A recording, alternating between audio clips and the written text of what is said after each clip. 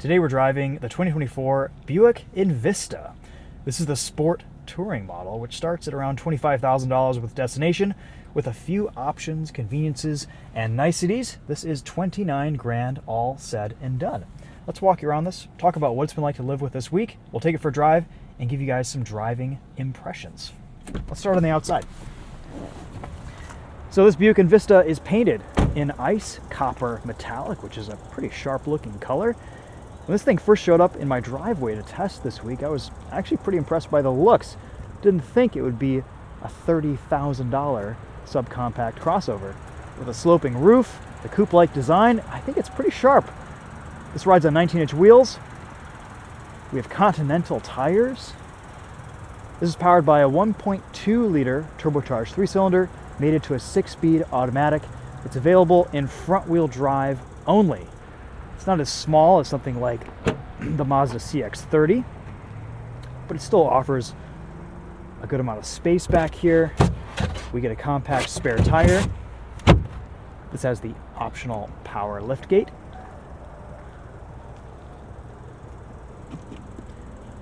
Capless filler. That's always nice and convenient. Kind of Spartan, bare bones in the back seat, but for the money, it's about what you'd expect at this price point. Seated behind myself at 5'10", I feel pretty good back here. A little bit less headroom than in some of the competition because of that sloping roof, only about an inch above my head. No center armrest. You've got these headrests that flip up and down, so you can see a little bit easier out of the back. We get 2 USB ports back here, no air vents, but overall, a pretty simple, easy to use, and functional interior. Lots of physical buttons and controls. General Motors is doing a good job with that in all of their vehicles these days. Let's pop the hood, take a look at this 1.2-liter turbocharged 3-cylinder. Rated for 137 horsepower, 28 miles to the gallon in the city, 32 on the highway. Takes 5W30 oil, sounds kind of cool, makes decent power actually. Don't be fooled by that low horsepower number. It feels just fine around town and seems to be pretty efficient while doing so as well. This weighs a little over 3,100 pounds, so it's not a ton of weight to haul around.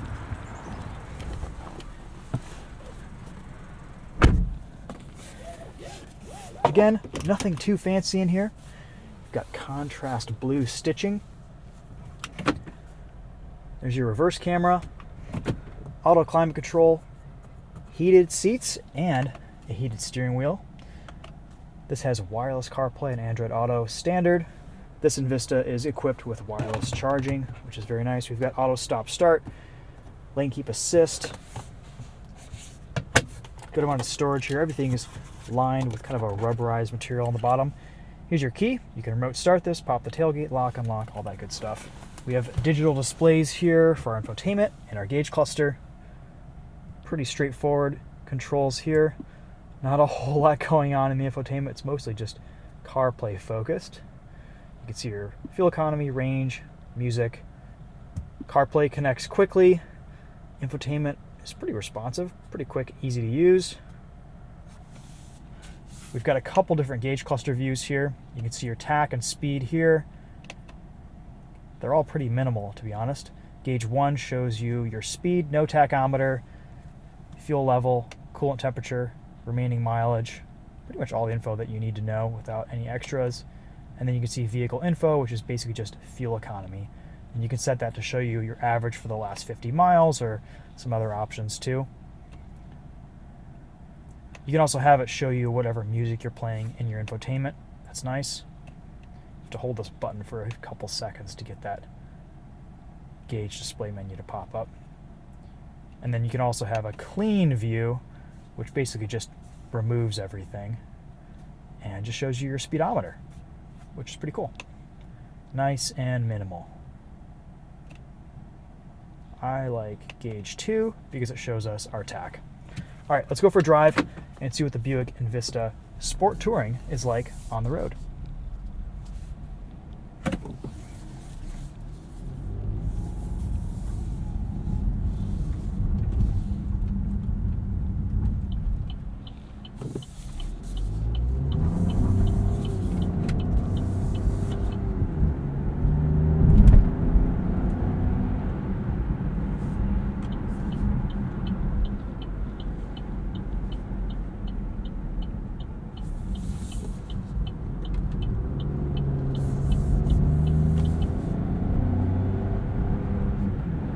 First thing I've noticed, this feels pretty light, nimble, very flat around corners. You have decent visibility considering the shape of this thing. The 6-speed auto does a nice job changing gears, downshifting. Seems to be a pretty responsive transmission. And this turbo 1.2 liter has a surprising amount of power. Suspension's on the sportier side, but it's not overly stiff. Let's see how it handles. Don't have a whole lot of heat in these tires yet, so we're going to take it a little bit easier on some of these corners, but it seems to have pretty good handling on first impressions. Not even complaining here on this entrance ramp. Merging onto the highway, full throttle. At higher speeds, you can definitely feel this engine's lower horsepower number. But that's about it. We get adaptive cruise control here.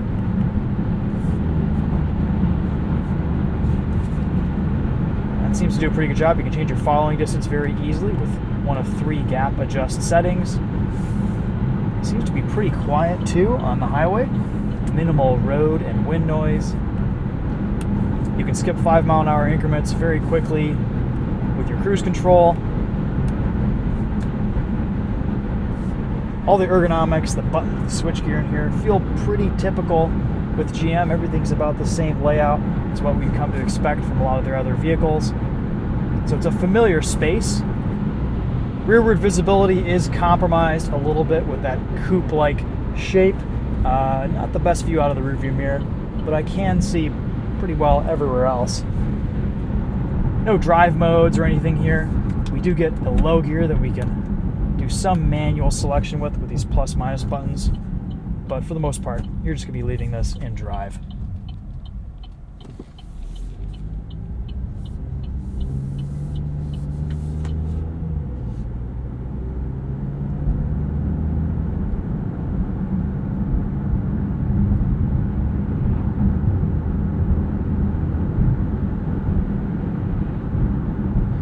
Turbo 3-cylinder doesn't need to work too hard to get up to speed, which is nice. I will say, I haven't driven a turbo 3-cylinder in one of these new economy-minded cars that I haven't liked. They're all pretty good. I think they sound cool too.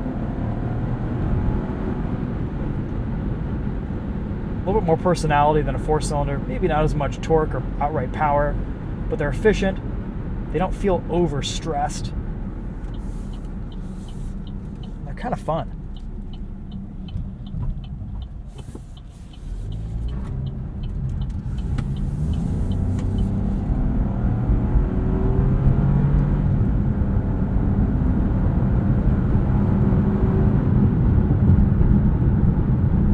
I like the speedometer updates quickly.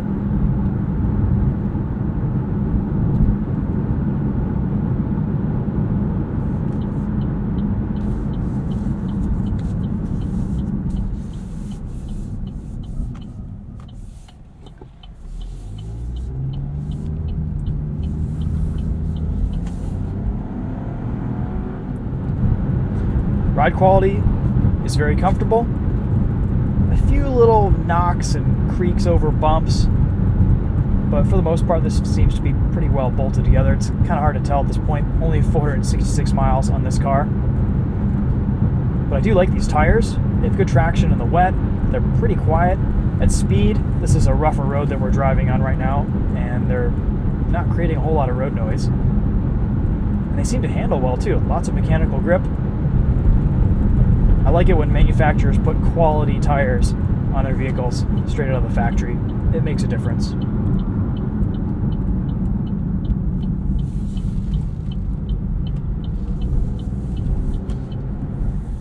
Although I appreciate we get physical dials here for temperature control and fan speed, they do feel pretty cheap, pretty chintzy. Not that impressed with the tactility of these dials. Stop, start engaging there. Starts right up very quickly.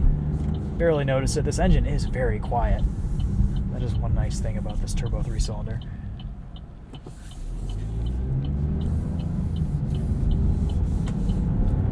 Throttle tuning, engine calibration, gearbox tuning, all is great. No complaints there.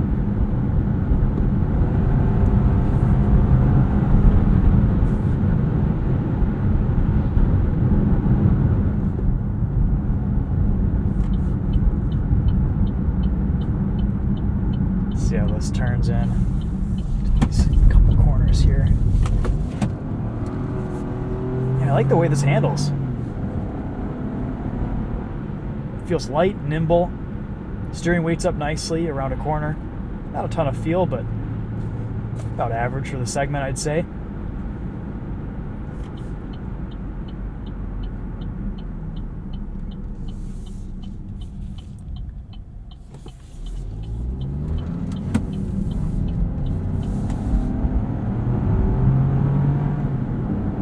I'd say the big win here is just down to price.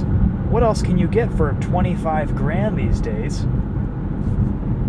I think this offers excellent value. You want to add a few options, get a heated steering wheel, get your wireless charger, your power liftgate, your adaptive cruise control, you can. But it's all not necessarily necessary. This is also the mid-trim. You can go for the base model and get in, I think, under $24,000, which is pretty awesome.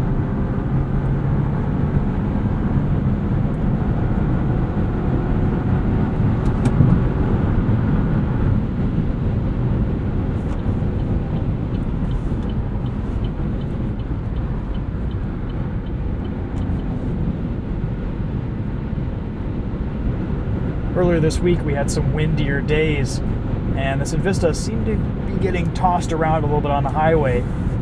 But today, with a little bit less wind, it seems pretty stable at speed. Yeah, this feels just fine.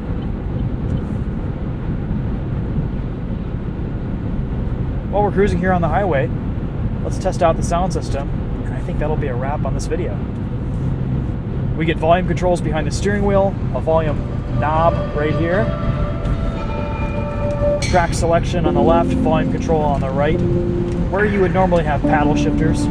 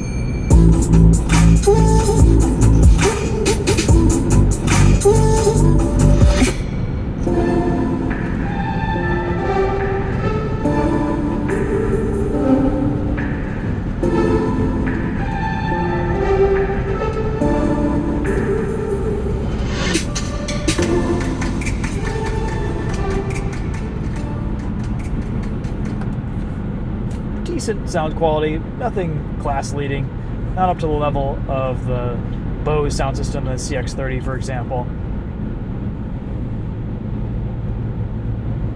Not sure if there is a premium audio option available in a higher trim or as an optional extra.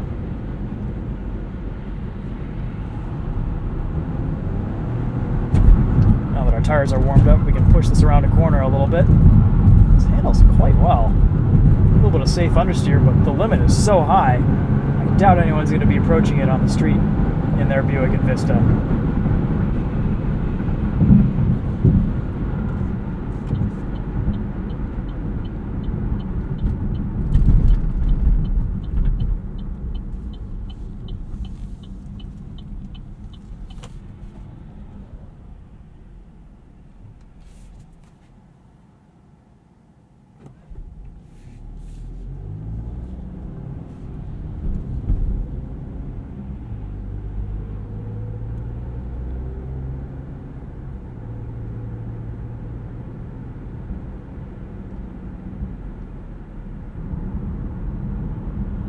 There's another one. It is a good looking crossover. I've been seeing these and Chevrolet Trax just everywhere here in Metro Detroit.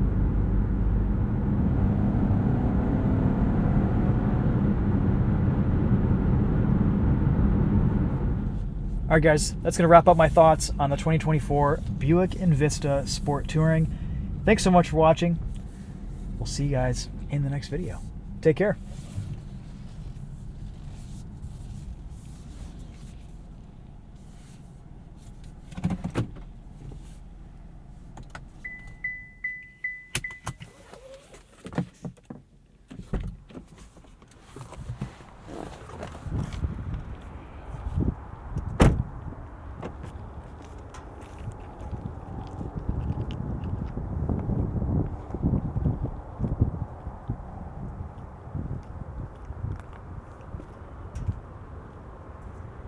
This color looks great in the sun too.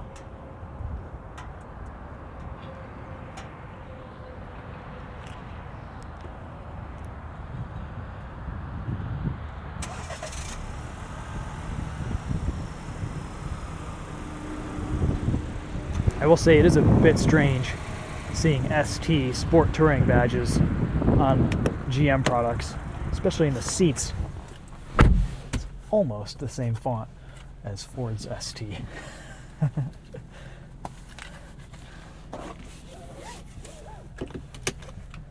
Oops, remote start. We have to press the start stop button.